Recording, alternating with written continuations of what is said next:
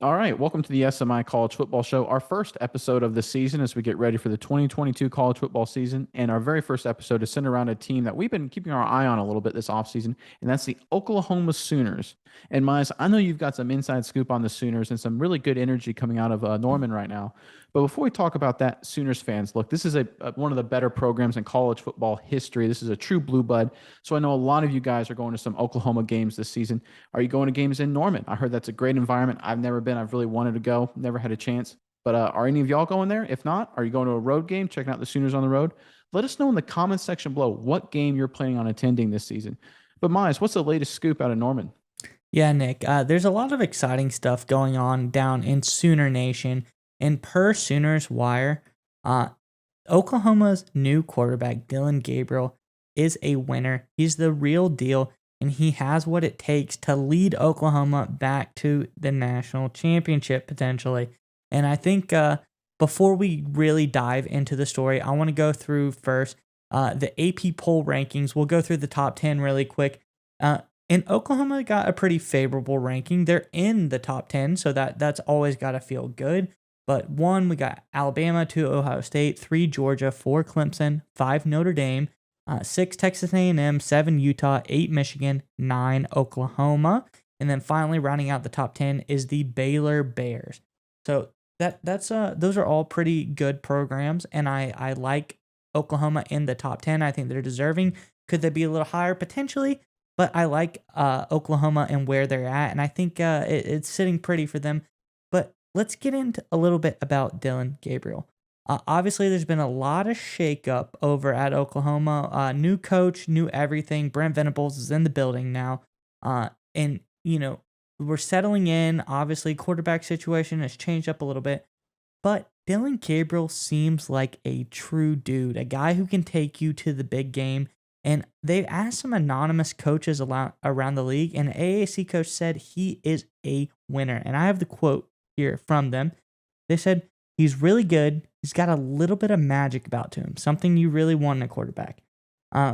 It would be interesting to see how he fits. The one thing I would be concerned about if I was an Oklahoma fan is those guys that like to run their quarterback. You look at Matt Corral, guys that typically play in their offense, they usually don't make it through the season. Gabriel has kind of a history of getting banged up. He's not very big, but he's a winner, and he's a very tough competitor. Something you do like to hear. And this was an anonymous coach talking about Gabriel. But I think with this new style of offense, there's always tons and tons of weapons out on the field. I don't think you have to run Gabriel every play. I think you can use the weapons that Oklahoma has in the receiver position, the running back position. I think he can really put on a show out there, and like Oklahoma always does, they're a very exciting offense to watch, Nick. Yeah, I'm really excited to see wide receiver Marvin Mims kind of take that next step and kind of grow into this offense. I think he's going to quietly one of the better offensive players in all of college football. I'm excited what he does with Gabriel this season. But from a higher level perspective, when I look at Oklahoma, they're actually, I feel like almost a little disrespected in some ways. This is one of the blue bloods, one of the traditional powerhouses. And yes, Caleb Williams is gone, Lincoln Riley is gone. But as you know, Bob Stoops did filling in after the bowl game, filling in for the bowl game after Lincoln Riley left last year, he told the players the strength of Oklahoma is you guys, the players. And that is the strength of Oklahoma just through the recruiting base and overall talent pool. And when I look at that, and that's kind of one of the key differentiators. If you look at the top contenders in college football, it's all about the depth. It's all about having quality 3, 4, 5 star athletes in so many positions. And that's what Oklahoma has. That's step one. Step two is having a good quality coach. And Venables, for about a decade now, has been seen as the best assistant coach in all of college football. What he did for at Clemson for Dabo Swinney was obviously massive. People forget it was really the defense that was the strength of that team in a lot of ways. Obviously, the quarterbacks made the headlines, but that defense was great. You brought up Gabriel as a playmaker. That's what you need in college, much more of a playmaker. That's how you get it done. But I look at Oklahoma, they have actually one of the better paths to the college football playoff because a one-loss Big 12 champion usually gets in, right? You look at the Pac-12; they're a dumpster fire. I'm not expecting any team out of the Pac-12. There's usually one team out of the Pac-10. I'm sorry, the Big Ten, and the ACC is really down. Maybe Clemson gets better, maybe not. I don't really expect a team out of the ACC. So you get probably two teams out of the SEC. You probably get the Big Ten champ, and you got the Big 12 champ. And when I look at Oklahoma, they are the best suited to do this. I mean, if you look at their schedule, there really is no big challenge other than obviously they get Baylor, but they get Baylor at home. They have Bedlam at the end of the season, but again, that's Oklahoma State at home. And then they have the Big 12 championship game, whoever that ends up being.